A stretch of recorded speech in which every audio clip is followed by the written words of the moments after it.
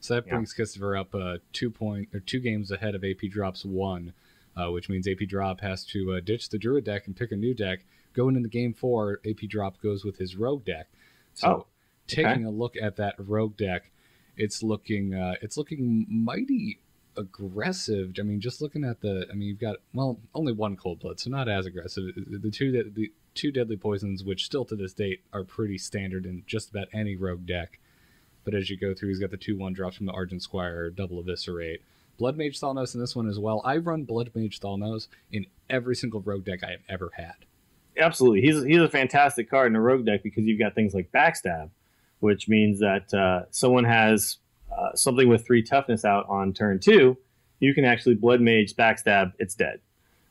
It's just an insane card in a Rogue deck because not only does Backstab benefit from it, you also have Eviscerates that benefit from it as well. So it's a fantastic card for Rogues, and again, cycles itself out. So this is actually, I think this is probably what apDrop would consider his strongest deck. It's the deck he probably plays the most. And you can see it also has things like, so the Cold Blood, I'll say this, the Cold Blood is basically there as a finisher. I know for a fact that he really likes the Leroy Cold Blood finisher, which for 5 mana is a Pyroblast, as long as there's no taunt on the board. So Leroy Jenkins, the 6/2 with charge that summons 2 imps for the opponent, or whelps, sorry. Whelps, one of the whelps. Yeah, whelps. It's very important that I make sure that you know it's whelps. But yeah, so Leroy Jenkins comes out for 4, the Cold Blood it, and make it do 10 damage. It's a pretty insane finisher. He's also got Sylvanas, he's got the Black Knight, he's got the Tink Master, so he's got a lot of ways to deal with the problems that the opponent might put out. However, those cards are probably not going to do too much good against the aggro Warlock. I think the biggest cards that we're going to see come into play here for apDrop is going to be things like the SI7 agent, the early Argent Squires, and being able to deadly poison his dagger. These are going to help him maintain early board control over the fast nature of that Warlock deck. And if he can keep that Warlock deck somewhat clear, it's going to be kind of smooth sailing. The biggest problem for him here is Blood Imps. He has no way to kill Blood Imps. Right, because what's your option? Fan of Knives, which is just outside of playing Warlocks, not a wonderful card.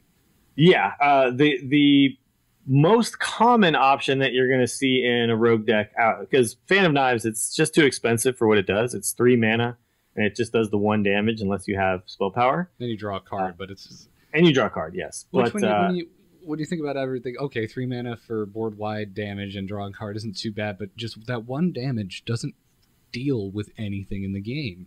It doesn't do enough, yeah. Okay, so now it would deal with a Novice Engineer, which you're not worried about anyway because it does 1 damage. Yeah. And Blood Imps. That's really about it. And that's just the issue with Rogues in general, their lack of board clears. Yeah. Luckily, a lot of their minions, like the SI7 agent, do damage upon entering. There's a lot of direct single target damage. So as long as you play smart and very calculated with a rogue, you can usually stay in the game and stay 1 step ahead of your opponent. Yeah, they've managed the board very well. The other option I was going to say for dealing with the Blood Imps is the Blade Fury, and that's the one that you actually see more commonly at this point. The beauty of Blade Fury, while it does destroy your weapon, is it's only 2 mana, and it also does damage to the opponent's face as well. Yes. So it can actually be used as a finisher in a situation where you can deadly poison your dagger, hit the opponent's face for 3, and then you can Blade Fury. You can actually use your dagger to do 6 damage in that very same turn. And it's pretty strong play. So you see that quite often in Rogue decks these days. However, apDrop is not running that combo and does not have a Blade Fury in this deck. So we're not going to see that, but... Yeah, so he's going to hope that those Blood Imps come out of stealth at some point. Yeah, absolutely. Or they never hit the board, which is unlikely. But let's go ahead and find out what we are going to see as we move into Game 4 of apDrop versus Kisstafer. Gul'dan versus Valera. Okay, so Kisstafer up 2-1 now, and this aggro Warlock deck's looking real good. Yep, Kisstafer is going to be going second. He gets himself the coin. He's going to mulligan that Black Knight and pulls a Fairy Dragon, which is a damn nice mulligan if you ask me. Oh my, what a start. This is a really, really good opening hand for this Warlock deck. You can just go ahead and start with the Fairy Dragon, make sure that you can't kill it with a backstab, which I agree with this move, because that is the standard rogue opener, is I backstab your creature that you play, and then I play my own creature, and I suddenly have board control. And that is not going to happen in this case. No, it is not. He does have a backstab in his hand, though, which will be nice for that knife juggler that I'm sure Kisstafer is just dying to get out. Yeah, we may see the knife juggler come out. Okay, so he is going to go ahead, and so this is going to be a 9 damage fairy dragon here, which is pretty huge because it's going to hit his face. He's going to hit it twice. It's this is oof, that is painful. Yeah, you can't ask for more value than that. No. So we're going to see the Harvest Golem, the backstab, and another hit to the Fairy Dragon. So in exchange for the 9 damage to his face, he has gotten himself some sort of semblance of board control here. Yeah, so at turn 3, we have Kisstafer at full 30 health and apDrop at a deficit of 9 and sitting at 21. Yeah. So Kisstafer says, I see your Harvest Golem, and I'll raise you another Harvest Golem. However, he's going to get raised here by a Dark Iron Dwarf, which is then going to go ahead and clear out. And he might just go straight to the face here. And I think I actually would just go straight to the face.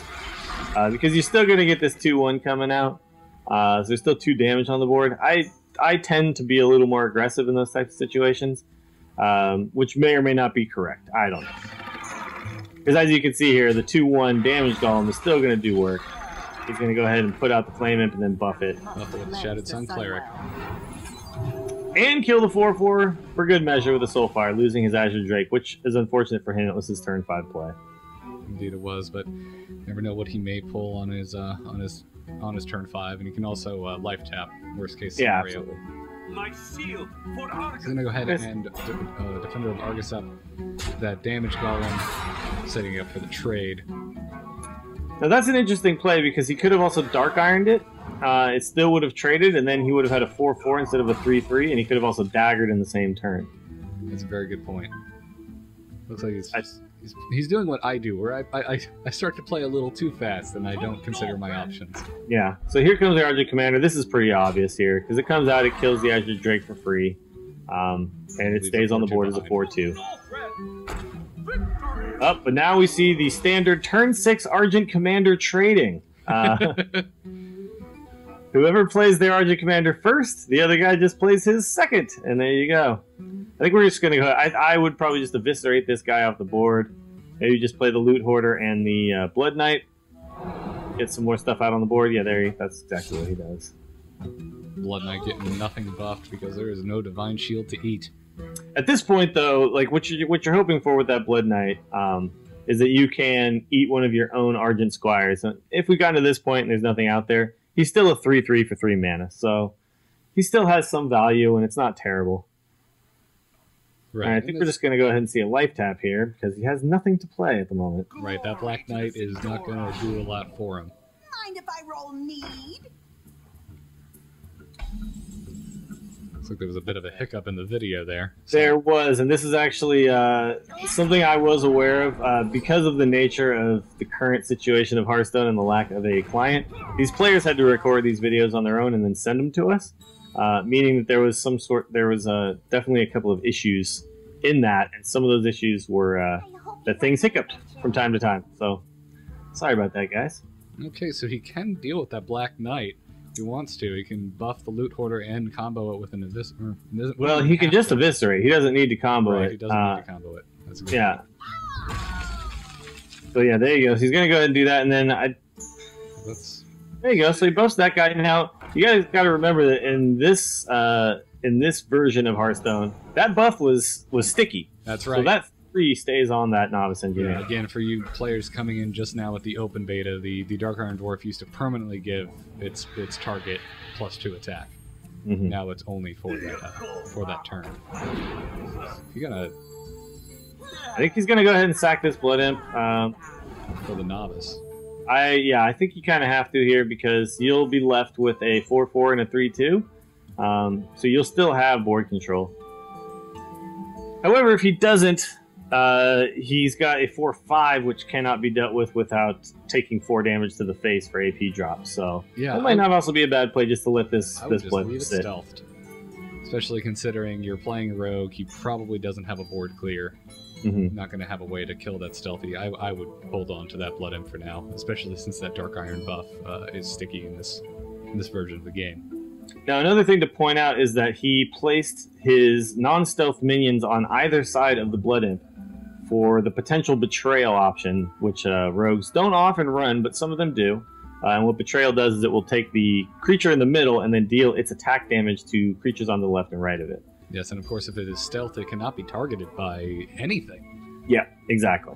Weapons, spells, etc. He decided to go ahead and trade it off. He did, yeah. And, you know, I don't disagree with that play. So it's a little tricky, but here comes the Azure Drake. If he draws something, okay. So I think he was hoping to get something like an Eviscerate. He's going to go ahead and kill the creature he can kill for free. Yep, he leaves his Dark Iron Dwarf on the board with 1 health.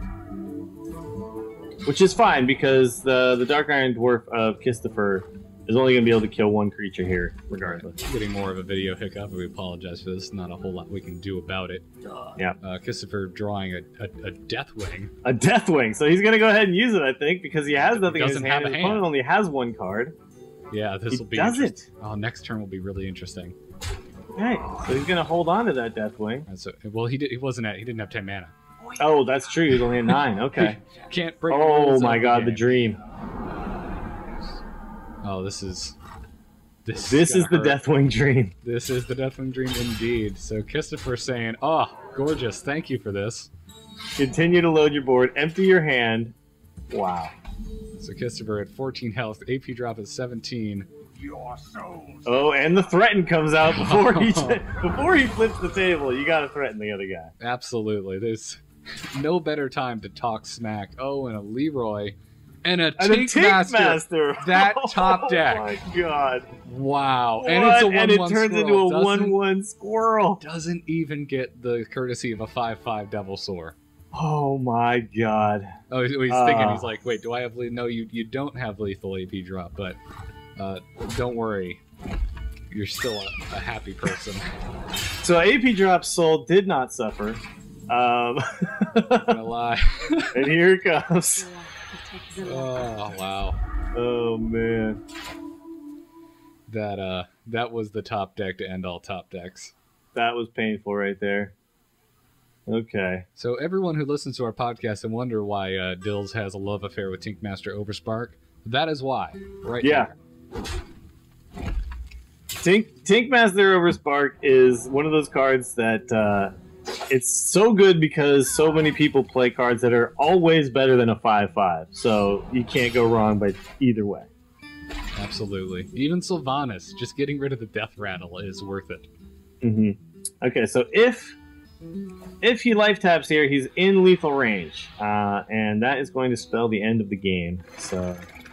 Yep. Yeah, that Young Priestess isn't going to help you at all. No, I'm afraid not. No, he doesn't. Looks like there's a little hiccup in the game as well.